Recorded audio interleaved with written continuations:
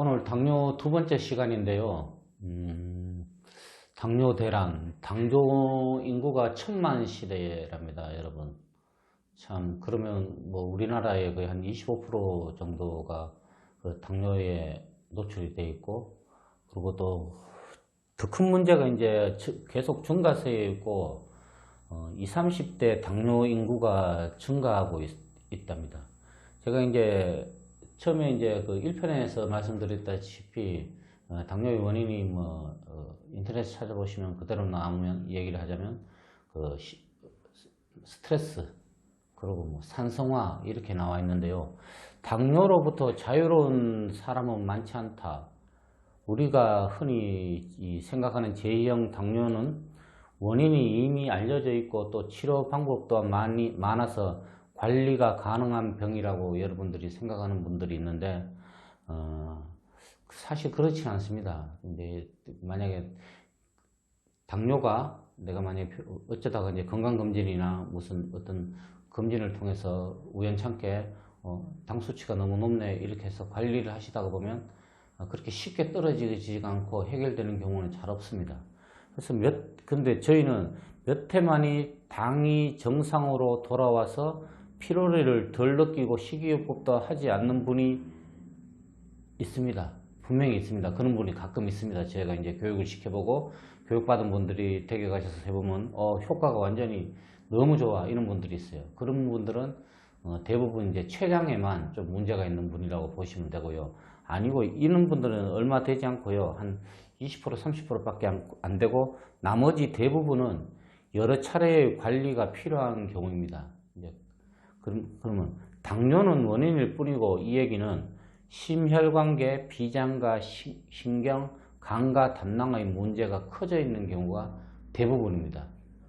쉬운 말로 이제 어떤 췌장의 문제뿐만 아니라 간에서 흘러나와서 췌장으로 가는 연결 통로라든가 아니면 그 몸에 이제 그 황산화를 만드는 비장의 기능 아니면 그 스트레스 호르몬을 만드는 부신의 기능의 문제 아니면 또 뇌하수체에서 내려오는 호르몬의 작용의 문제 이런 여러 가지 그 일들로 이 여러 차례의 이제 관리가 필요하신 분들이 많습니다. 자, 당뇨의 원인에 대해서 이제 말씀드리면 유전적인 원인이 있는데 양부모의 당뇨가 부모가 두 분이 다 당뇨시면 자식이 한 40% 정도 당뇨가 이제 발생한다고 얘기를 하고요.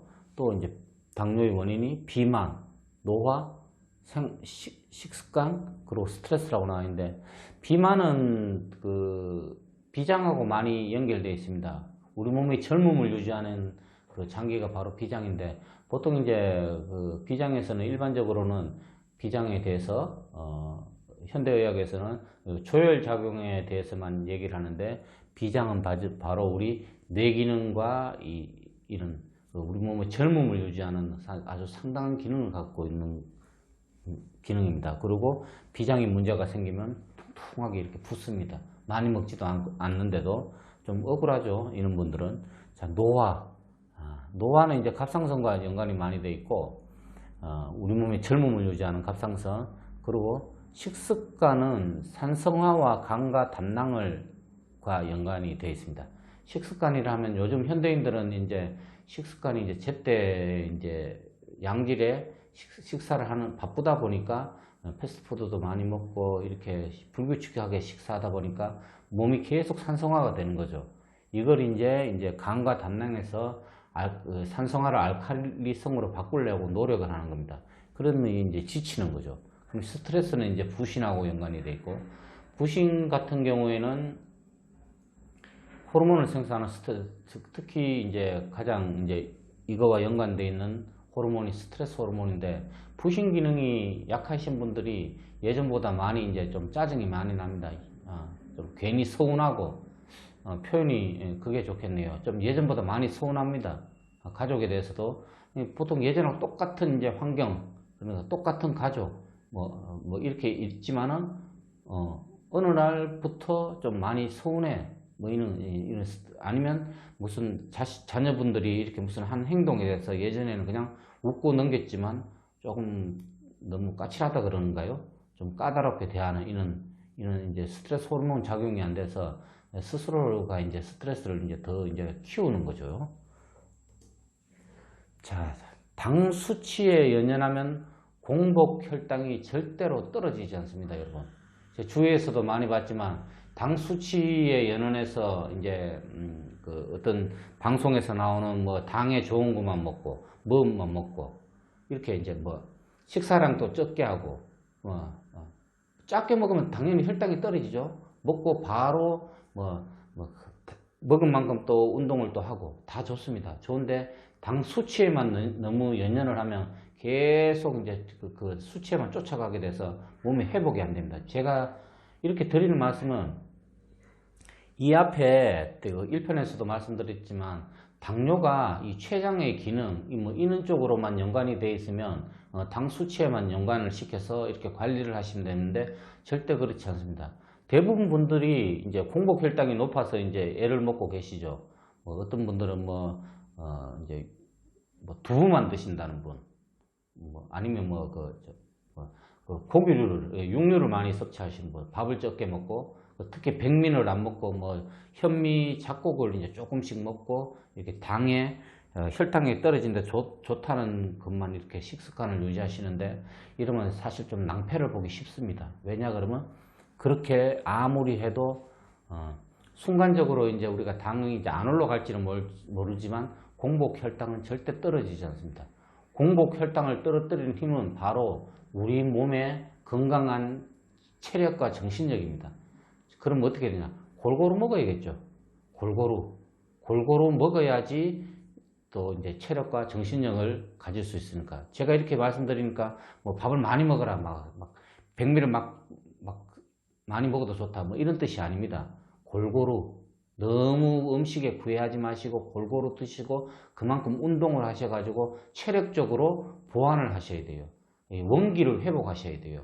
원래의 힘. 원기를 회복하셔야지 혈당 수치가 내려갑니다. 조금 뒤에 이제 더 자세하게 설명을 드릴 거고요.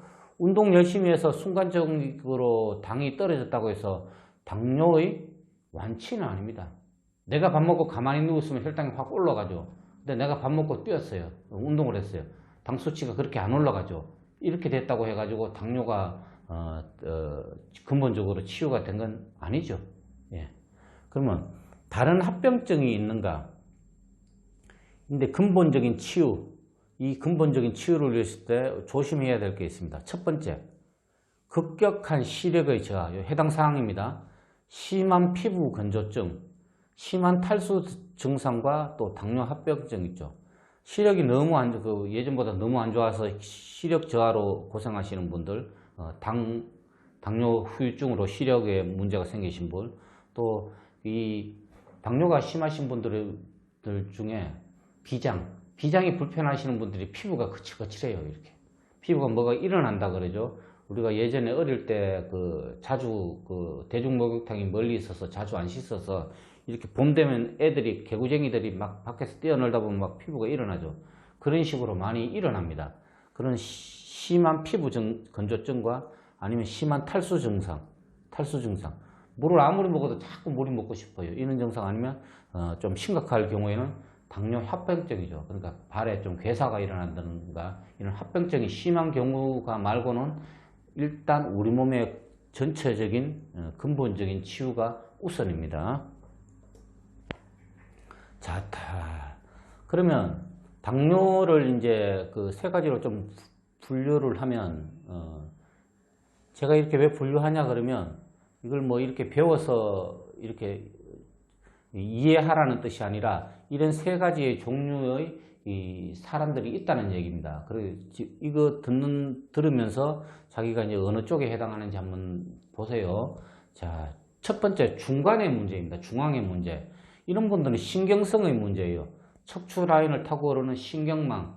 그러니까 이런 분들의 특징이 치매나 신경성 질환, 류마티스 이런 쪽으로, 내분비 호르몬 이런 쪽으로 많이 불편합니다. 또 중앙 쪽에 문제가 있는 분들이 성격이 좀 많이 까다롭습니다. 안 그러면 좀 안절부절 못하는 경우가 많습니다. 이랬다 저랬다. 그리고 두려움이 많고 공포가 많고 이런 분들은 이런 분들은 당뇨가 두려워서 내가 10년, 20년 뒤를 걱정을 합니다. 어떤 뜻으로? 내가 10년 뒤에 당뇨가 이렇게 돼서 TV에 가끔 나오는데 합병증으로 눈이 멀고 막 이렇게 최악의 상황까지 막 자기가 드라마를 써서 막 계속 걱정하시는 분들이에요. 이런 분들은 중간의 문제입니다. 척추를 나르는 신경선의 문제라고 보시면 됩니다. 대부분. 두 번째, 왼쪽의 문제입니다. 왼쪽, 구조적으로 왼쪽. 노폐물이 세포를 둘러싸서 오는 원인입니다. 이런 분들은. 그러니까 대부분 이제 이런 사람들은 이제 물의 사람이라고 그러는데 왼쪽의 문제. 갑상선이 기능이 저하되거나 부종, 수족냉증, 복부팽만, 소화장애, 대사기능 저하, 비만. 좀 퉁퉁하고 성격이 조금 부드러우신 분들이에요. 대부분. 좀 퉁퉁하시고 주위에 한국인들 중에 이제 좌측에 문제가 있는 분들이 상당히 더 많습니다. 우측보다. 왜 그러냐 그러면 이 좌측에 있는 분들은 좀 꺼져 있어요. 좀 꺼져 있습니다. 이렇게 푹 주저앉아 있다고 생각하시면 됩니다. 이런 분들은 대부분 노폐물이 세포막을 둘러싸서 오는 경우가 많습니다. 정작 이런 분들이 비만이 많은 이유가 뭐냐 그러면 정작 세포는 탈수가 되고 있는데 물은 세포 안으로 노폐물이 있어서 세포 안으로 영양소가 못 들어가서 세포는 굶고 있는 거예요. 그래서 이제 굶은 세포가 이제 제대로 작용을 못 하니까 이런 당뇨나 내분비 질환에서 이제 이렇게 탈출하지 못하시는 거죠. 그리고 이제 오른쪽에 있는 분들은 주로 염증성 질환이 많은 분들이에요. 뭐 간염, 무슨 염, 이 뒤에다가. 그리고 소화력이 상당히 좋지만은 이 내분비 호르몬의 문제, 그러면 소화기 계통의 질환. 소화력은 좋지만 소화가 너무 오버돼서 만약에 속이 따갑거나 염증성 질환 이런 분들이 상당히 많습니다. 너무 항진된 분이에요. 소화와 대사 기능의 문제. 이런 분들은 보통 이제 오른쪽에 문제가 있는, 몸이 오른쪽으로 처져 있는 분들이 대부분 이런 경우입니다. 또 이런 분들은 갑상선 기능 항진이 많습니다. 너무 타버리니까. 자, 그렇게 해서 이제 이런 유형별로 세 가지를 이제 말씀드렸는데, 저희 선맥치유활법의 교육은 장기의 고유 특수혈자리와 기경팔맥의 자극을 통해서 우리 몸에 이제 있는 스스로가 균형을 찾아가는 게 핵심입니다. 그냥 막 식이요법만 해서도 되는 게 아니고요. 뭐 무슨 요법 이렇게 쫓아갔을 게 아니라 내 몸의 기본적인 스스로의 균형을 찾아가는 것이 핵심이라고 볼 수 있습니다. 그래서 이제 잘못된 생활 습관으로 그런 다음에 흐트러진 대사의 균형을 찾으면 이제 당뇨로부터 자유로울 수 있습니다. 그래서 이제 그 자유로워진 다음에는 어떻게 해야 되냐? 내버려 두면 그런 분들 또 돌아갑니다. 왜? 관성의 법칙이 있으니까. 그래서 생활 습관의 개선과 운동을 통해서 유지를 하시는 거예요. 이렇게 건강을 이렇게 당뇨나 이런 걸 회복하신 분들은 어떻게 보면 더 제가 주위에서 봤는데 더 건강에 대해서 자기 몸을 스스로 책임지는 분이 많더라고요. 그래서 외려 더 건강하시는 분을 많이 봤습니다. 자, 오늘은 이제 당뇨 대란 두 번째에 대해서 얘기했고요. 실습 동영상으로는 오늘은 구조적으로 좀 얘기를 했는데 왼쪽의 문제, 오른쪽의 문제, 중간의 문제 이렇게 대해서 말씀을 드렸는데 이 균형을 잡으려면 뭘 해야겠죠. 첫째로 균형을 잡으려면 이제 골반의 균형이 중간에 있는 골반의 균형, 다리 길이의 차이와 발목의 균형, 그리고 우리 척추를 이제 이렇게 유지하고 있는 이 골반의 균형, 이거에 대해서 이제 교정을 대해서 이제 실습을 통해서 좀 알려드리겠습니다. 그리고 이제 내장기 문제는 이제 회명판 증후군에 대해서 조금 말씀을 드려볼까 합니다. 자, 이 시간에는 골반 균형에 대해서 좀 말씀드려볼까 합니다. 이 구조적인 문제로 당뇨를 일으키는 경우도 있고요. 또 이 골반 균형이 맞아야지 이 다리 길이의 차이가 있고 또 발목의 균형, 또 위쪽으로는 척추가 제대로 이제 골반 위에서 이제 지지 역할을 하니까 척추의 지지 역할을 하는 골반 균형이 맞아야지 이 신경의 흐름이나 뇌척수의 흐름이 원활하겠죠. 그래서 골반 균형에 대해서 오늘은 설명드릴까 하는데요. 첫째, 골반 균형을 알아보기 위해서는 이 햄스트링 근육을 사용합니다. 지표 근육을 알아보. 자, 다리를 살짝 드시고, 자, 제가 눌러볼게요. 버텨보세요. 눌러볼게요. 힘. 눌렀을 때 강하죠? 이쪽도 눌렀을 때 강해요. 그러면 양쪽 햄스트링이 크게 문제가 없다는 겁니다. 근데 만약에 한쪽이라도 떨어졌으면 떨어진 쪽은 이제 그 검사하는 근육으로는 사용하지 못하죠. 그래서 이쪽이 괜찮다고 가정했을 때 엉덩이를 크로스 패턴으로 이렇게 검사를 하는 거예요. 이쪽으로 한 번, 이쪽으로 한 번. 두 번을 검사해서 떨어지는 곳을 찾습니다. 자, 한번 해볼게요. 이쪽으로 한 5, 6차례 해서, 자, 버텨보실까요? 여기는 강해요. 근데 이렇게 또 반대로. 요번에 이쪽으로 했죠? 자, 버텨보세요. 다리는 아무 쪽 다리를 써도 됩니다. 이분은 양쪽이 다 강했어요. 그러면 무슨 의미냐 그러면 골반 균형이 큰 이상이 없다 이렇게 보시면 돼요. 근데 만약에 이쪽으로 했거나 이쪽으로 했을 때 다리의 힘이 쑥 풀리는 분은 골반 균형이 무너졌다는 얘기입니다. 그래서 이럴 때는 어떻게 하냐, 골반 균형이 강한 쪽, 이쪽으로 했을 때 강했다 그러면 강한 쪽으로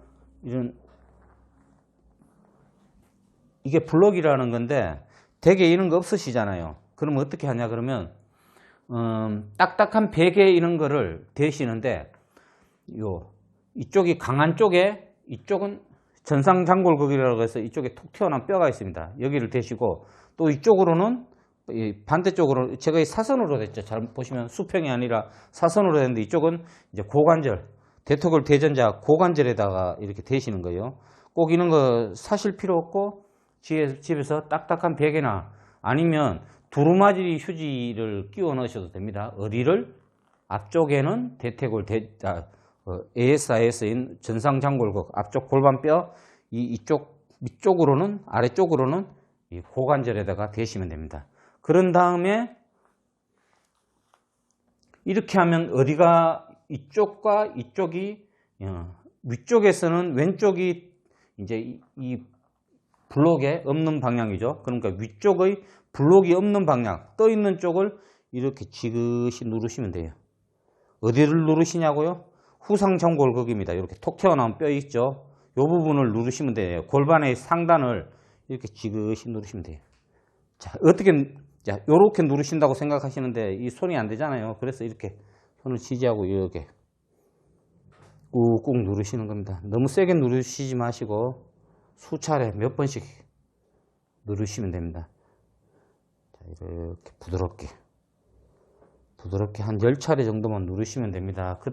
그리고 나서 이제 블록을 빼고 다시 이렇게 크로스 패턴으로 검사를 했을 때 양쪽이 다 강하면 괜찮은 겁니다. 오늘은 그 구조적인 문제에 대해서 골반 균형의 구조적인 문제에 대해서 말씀드렸습니다. 고맙습니다.